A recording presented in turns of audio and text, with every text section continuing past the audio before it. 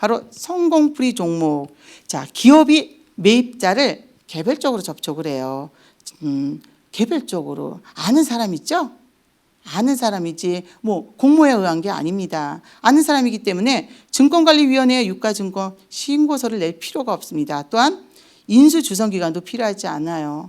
자, 이렇게 생각하면 채권자 입장에서는 이거 너무 불리하거든요.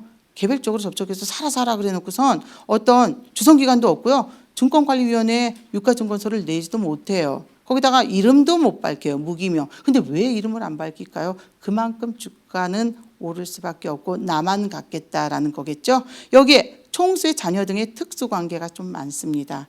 또 네 번째는 재벌들의 재산 증여와 경영권 방어 수단으로 지금까지 써왔습니다. 근데 이러지 않더라도 자, 무기명 채권 속에서는 경영권 방어나 자, 예를 들면 재산 증여가 아니어도 무기명 채권 속에서 봐야 될 것이 많습니다. 그럼 여러분은 무기명 채권을 어떻게 골라내요? 라고 말씀을 하실 수 있죠. 근데 여러분 회사채는 사채예요. 회사가 갖고 있는 회사채의 등급이 있잖아요. 거기 추가 발행한 채권이 말도 안 되는 무기명자가 완전히 약자로 들어갔는데도 그 많은 금액을 빌려준다. 그때는 얘기가 틀린 거예요. 우리가 알 수 있는 건 그 회사가 하는 사업성이 아닙니다. 그 사업 아무리 우리가 연구를 해도 박학다식할 수는 없겠죠. 여러 가지 원자력이든 무슨 태양광이든 의료든 이제는 제약까지도 우리가 섭렵할 수는 없습니다. 단지 우리가 볼 수 있는 건 바로 회사가 출자하는 자금 흐름이 가장 중요한 채권의 움직임입니다. 그래서 자, 주식을 하면서 뭐 웃고 즐기면서 할 수는 있지만 여러분이 손실을 볼 바에는 일단 성풀 안에서 철저하게 자금 흐름을 보는 게 최우선이겠죠. 자, 예를 들면 이런 경우가 있어요. 우리가 좀 종목이 떨어지면 사실 요즘 하락장이었잖아요. 그래서 여러분은 이 하락장이 왜 이렇게 하락을 하냐 하는 이런 이상현상이 있냐라고 얘기할 수 있지만 이건 미국보다 글로벌보다 우리가 더 많이 떨어졌던 이유는 8월 20일부터 있었던 넷 바이백 때문입니다. 기준금리를 올릴 수밖에 없는 상황에서 즉 시장금리는 떨어뜨리는 넷 바이백이요. 지금 이 얘기는요. 왜 우리가 넷 바이백을 하기 시작했냐면요. 미국이 테이퍼링을 한대요. 또 얘기가 어려워져요. 테이퍼링? 자, 우리는 산업은행이 만기되는 회사채 부채 5천억이나 AA 마이너 채권까지는 일부 전부 다가 아니라 만기되는 어음들 기업어음 CP를 사들여 주거든요. 그중에 이제 골라서 선별을 하겠죠. 근데 미국은 자 연준이 해줘요. 우리는 한국은행이 아니에요. 산업은행이에요. 그래서 좀 약간 만기된 어음이 많아지고 뭐 부채 5천억짜리가 많아진다 이러면 어떻게 될까요? 한은과 산업은행이 조금 약간의 불협화음이 있었어요. 몇 년 전에도. 근데 미국 같은 경우에는 지금 정부가 보증을 섰을 경우에 연준이 사들여줬는데 그 회사채를 시장에 내놓는다는 거죠. 회사채를 시장에 내놓는다는 게 바로 테이퍼링이에요. 그럼 회사채를 시장에 내놓는다는 거는 자, 기업들도 웬만큼 괜찮은 실적을 갖고 있는 상태에서 그 이유는 그래서가 아니죠. 바로 자, 연말 정도다. 그러면 금리를 올려야 되는 시기이기 때문에 이미 연말인데 왜 지금부터 그러냐고요. 채권을 사들여 주겠다는 거예요. 올라가려는 시장금리를 낮추려고요. 기준금리는 올려도 즉 시장금리와 기준금리의 격차를 쉽게 얘기하면요.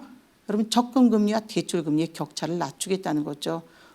그런 상황인데요. 지금 우리가 그래서 넷 바이백을 해줬어요. 바이백은요. 만기되는 채권이 10조가 돌아오면 우리가 국채에 7조만 풀면 3조의 바이백이요. 사들여 주는 거예요. 넷 바이백은 자, 채권을 만기가 되지 않았지만 사들여 주는 거예요. 넷 바이백이 시작을 했기 때문에 주식시장이 떨어지는 게 아니라 채권 쪽으로 자금이 몰렸습니다. 채권 쪽으로 자금이 몰리다 보니까 참 어떻게 되겠어요? 대형주 공매를 치기 시작해서 지수가 왜냐하면 넷 바이백이 끝나면 기준금리로 올라가면 시장금리가 올라갈 테니까요. 조금이라도 올리는 걸 지금 막기 위해서거든요. 그러면 채권은 매도를 하니까 일부 그 채권은 주식시장으로 대형주로 들어올 테니까 미리 공매를 쳐서 대형주를 자 하락을 시킨 거죠. 그래서 지수가 더 많이 하락한 것이 이상현상이 아닙니다. 근데 이 과정을 거치지 않으면요. 시장금리가 튈 수 있어요. 왜냐하면 상환이 막 들어오게 되고 한 10,000원에 발행했던 채권이 지금 7,000원으로 떨어지는데요.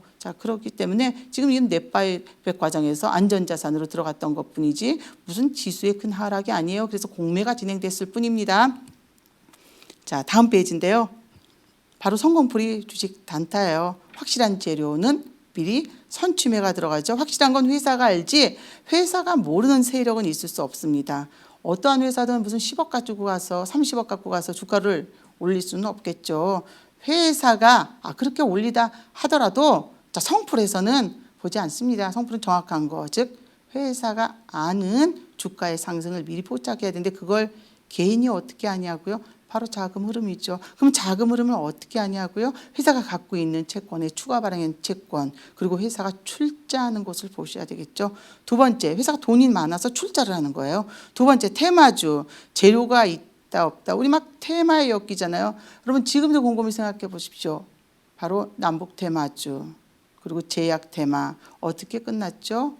무참히, 신라젠, 티슈진. 하지만 여러분이 그 테마에 의해서 신라젠과 티슈진으로 수익을 봤다 그러면 주식 투자를 좀 접으셔야지 돼요. 신라젠은 티슈진도 다 이미 채권 쪽에서 망할 수 있다. 거래 정지에 들어갈 수 있다라고 나와 있어요. 왜냐면요.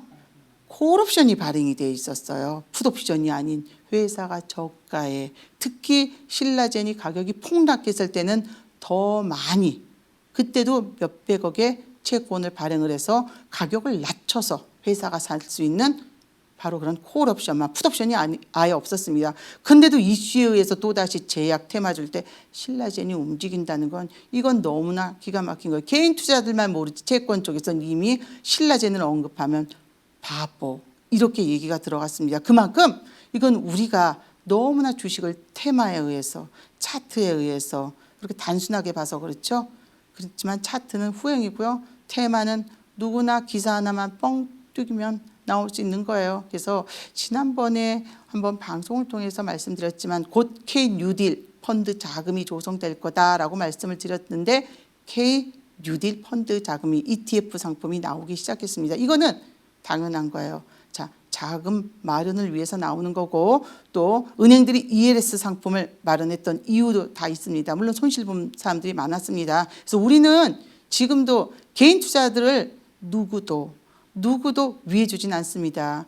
그래서 여러분과 저마저도 우리는 비즈니스 관계지만 철저하게 우리끼리라도 뭉쳐야 되겠죠. 근데 이 뭉치는 게 그냥 어떠한 그 무슨 단순한 테마에 의해서가 아니라 작은 분석을 해야 된다는 거예요. 그리고 또 개인 투자들을 누구도 감싸지 않습니다. 그러면 우리는 더 독하게 그들의 자금 내역을 보기 시작해야 되겠죠.